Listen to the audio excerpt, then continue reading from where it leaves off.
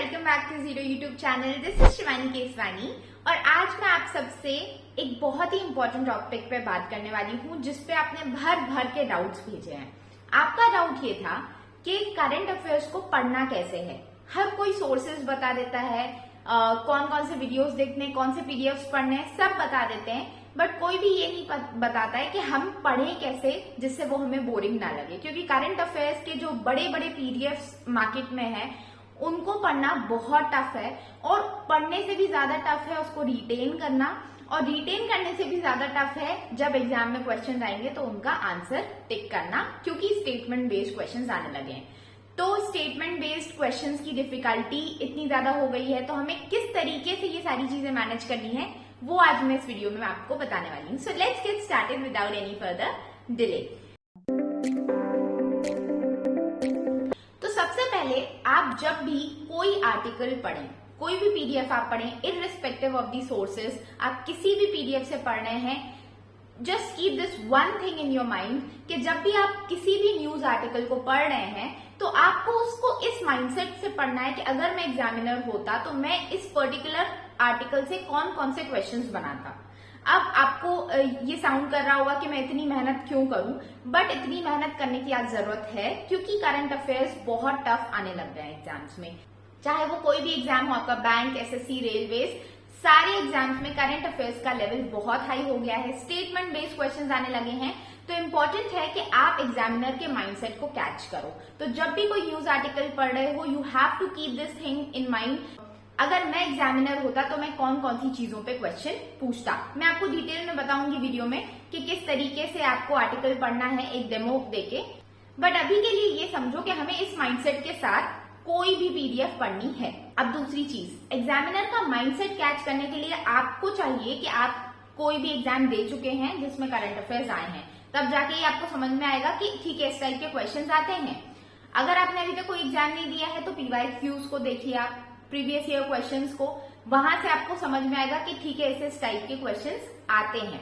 और अगर आपके पास कोई सोर्स नहीं है, आपको एक अच्छे सोर्स की तलाश है, तो मैं आपको एक सोर्स बता देती हूँ। वहां से जाके आप अगर करंट अफेयर्स को रीड करते हैं तो you will be very benefited. वो सोर्स है ये बैंकिंग वाला की ये हाफ ईयरली करंट अफेयर्स की बुक आई है, जिसमें आपका जनवरी से जून तक का पूरा करंट अफेयर इसमें कवर्ड है। सारे जितने भी इवेंट्स हुए हैं, national, international, sports, awards, appointment, सारी चीजें इसमें कवर्ड है। सबसे इंपॉर्टेंट चीज जो इसमें कवर्ड है वो है प्रीवियस ईयर क्वेश्चंस, जो मैंने आपको बताया कि वो आपको हेल्प करेंगे कि एग्जामिनर का माइंडसेट आप कैसे कैच करोगे। तो वो प्रीवियस ईयर क्वेश्चंस आप जरूर चेकआउट कीजिए, जिससे कि आपको समझ में आएगा। यहाँ पे देख सकते हो स्क्रीन पे एसबीआई के प्रीवियस ईयर क्वेश्चंस दिए, अभी जो 2024 में एग्जाम हुआ मेंस का, एसबीआई जेईई मेंस का, उसके क्वेश्चंस दिए हुए हैं। आपके सीडीएस के क्वेश्चंस हैं, एसएससी जीडी के क्वेश्चंस हैं, जितने भी अभी लेटेस्ट एग्जाम्स आए हैं उन सबके प्रीवियस ईयर क्वेश्चंस हैं। सारा डिटेलिंग में भी दिया हुआ है, आपका जितना कैसा जो जो इवेंट्स हुए उसकी पूरी डिटेल्स, प्लस क्वेश्चन फॉर्मेट्स में भी आपको पूरे अवेलेबल हैं। You can buy this book from Flipkart or Amazon. Links are available in the description below. आपको समझ में आ गया कि ठीक है क्वेश्चंस इस टाइप के पूछे जाते हैं। उसके बाद आपको क्या करना है, जब भी आप आर्टिकल रीड करेंगे तो हमेशा यही सोचना है कि अच्छा ठीक है इस पर्टिकुलर आर्टिकल में से मैं अगर एग्जामिनर होता तो मैं क्या पूछता। अभी मैं आपको शो करूंगी एक आर्टिकल के थ्रू कि किस तरीके से आपको क्या क्या पॉइंट्स नोट डाउन करने हैं जब भी आप कोई आर्टिकल पढ़ेंगे। आप देख सकते हैं गोवर्धन स्कीम पे एक आर्टिकल है, ये मैंने एक न्यूज़ आर्टिकल से ही उठाया है। अब यहाँ पे जब आप इसका फुल फॉर्म पढ़ेंगे बिकम्स इम्पॉर्टेंट, आपको देखना है कि इस पर्टिकुलर स्कीम से क्या क्या चीज़ें पूछ सकता है एग्जामिनर। तो यहाँ पे galvanising organic bio agro resources धन, ठीक है, चीज़ क्लियर है। इसको थोड़ा सा आपको रटना पड़ेगा, बट ऑप्शंस देख के याद आ जाता है। तो मल्टीपल टाइम्स जब आप इसको रिवाइज करेंगे तो आपको सब याद हो जाएगा, तो दिमाग पे ज़्यादा जोर देने की ज़रूरत नहीं है। अब सेकंड लाइन जब हम पढ़ेंगे तो इसमें लिखा आता है कि एक नेशनल प्रोग्राम प्रायोरिटी है अंडर स्वच्छ भारत मिशन ग्रामीण फेज़ 2। अब कुछ कुछ चीज़ें हमें रटनी पड़ती हैं, कुछ कुछ चीज़ों के लॉजिक्स डेवलप करने पड़ते हैं। फॉर एग्जांपल यहाँ पे आपको दिख रहा है SBM ग्रामीण फेज़ 2, मतलब ग्रामीण वाली SBM ही लेंगे ऑब्वियसली, क्योंकि गोबर धन आपको कहाँ से मिलेगा, गोबर से ही हम बात कर रहे हैं कि इलेक्ट्रिसिटी जनरेट करेंगे, एनर्जी जनरेट करेंगे। तो गोबर आपको अर्बन एरियाज़ में तो डेफिनेटली नहीं मिलेगा, रूरल एरियाज़ में ही मिलेगा, तो वो ग्रामीण वाली ही स्कीम के अंडर आएगा, पहली चीज़। दूसरी चीज़, स्वच्छ भारत मिशन के अंदर आ रहा है क्योंकि वहाँ पे हमारे जो ऑब्जेक्टिव्स हैं स्वच्छ भारत के वो फुलफ़िल हो रहे हैं। तो ये हमने थोड़ा सा लॉजिक डेवलप करके इसको याद करने की कोशिश की। तो एज इट इज़ रटने की ज़रूरत नहीं पड़ेगी अगर आप अच्छे लॉजिक्स डेवलप कर पाएँ तो। इसमें रटने वाली चीज़ क्या है कि कब लॉन्च हुई है, 2018 में लॉन्च हुई है। किसने लॉन्च की है, तो मिनिस्ट्री ऑफ जल शक्ति ने लॉन्च की। यहाँ पे आपको बहुत सारे डाउट्स आ सकते हैं कि ऑप्शंस देख के आप मिनिस्ट्री ऑफ रूरल डेवलपमेंट में भी आप कंफ्यूज हो सकते हैं, और भी कई सारी मिनिस्ट्रीज़ जो भी रूरल डेवलपमेंट से रिलेटेड हैं या आपका एनर्जी से रिलेटेड हैं, MNRE ministry of new and renewable energy, तो वहाँ पे भी कंफ्यूज हो सकते हैं। इसीलिए इस पॉइंट को आपको रटना पड़ेगा। तो समझ में आ रही है ना कौन सी चीज़ रटनी है और कौन सी याद करनी है, कौन सी चीज़ समझने की है, लॉजिकल वे में समझनी है। सारी चीज़ों को डिफ्रेंशिएट करना समझो। मैं आपको एक आर्टिकल के थ्रू सब कुछ समझाने की कोशिश कर रही हूँ, ओके। इसके बाद आपने मिनिस्ट्री ऑफ जल शक्ति का डिपार्टमेंट देख लिया जो इस स्कीम को कोऑर्डिनेट करने का काम करता है। तो यहाँ पे हमारा ये आर्टिकल हो गया कंप्लीट। अब हमें समझ में आ गया कि ठीक है, इस आर्टिकल से ये पर्टिकुलर क्वेश्चंस पूछे जा सकते हैं। Okay, so let me give you one more example to clearly understand this. जैसे यहाँ पे ये स्कीम है pre matric scholarship for tribal students की, ठीक है। तो यहाँ पे 589 ट्राइबल स्टूडेंट्स को वो स्कॉलरशिप मिली। ये करंट इवेंट था। करंट इवेंट से ही हमारा जो स्टैटिक पोर्शन आ गया, मतलब इस स्कीम के बारे में हमें पता होना चाहिए। यूजुअली स्कीम वाले क्वेश्चंस बहुत ज़्यादा आ रहे हैं, इसीलिए मैं आपको स्कीम वाले आर्टिकल के थ्रू समझाने की कोशिश कर रही हूँ। तो यहाँ पे लॉन्च ईयर हमें रटना है, 2012 का लॉन्च ईयर है। यहाँ पे ट्राइबल स्टूडेंट्स के लिए, क्योंकि हम स्कॉलरशिप की बात करें तो मिनिस्ट्री ऑफ ट्राइबल अफेयर्स आएगा। ये लॉजिक आप डेवलप कर सकते हैं।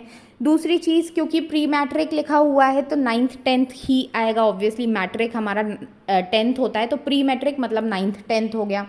अब यहाँ पे एनुअल इनकम जो दी हुई है वो आपको रटनी पड़ेगी, 2.5 लाख है, ठीक है। स्टाइपेंड क्या मिलेगा वो आपको रटना पड़ेगा। अब देखो यहाँ पे ना स्टेटमेंट बेस्ड जब क्वेश्चंस आते हैं तो आपको आपको जो ऑप्शंस हैं वो किस तरीके से देंगे, 22, 52, 52, 50, ये आपका स्टाइपेंड है। तो इसको वो और भी बना के दे सकते हैं कि 2500 to 5500। तो यहाँ पे अगर आप इसको थोड़ा बहुत 3-4 बार रिवाइज करोगे ना तो आपको दिमाग में फिट हो जाएगा कि बाकी 3 ऑप्शंस तो नहीं हो सकते हैं। आपको सही ऑप्शन भले याद रहे न रहे, लेकिन गलत ऑप्शंस हमेशा याद रहेंगे कि ये वाला तो नहीं हो सकता, ठीक है। इसीलिए मैंने आपको बोला मल्टीपल रिविजन्स की ज़रूरत है।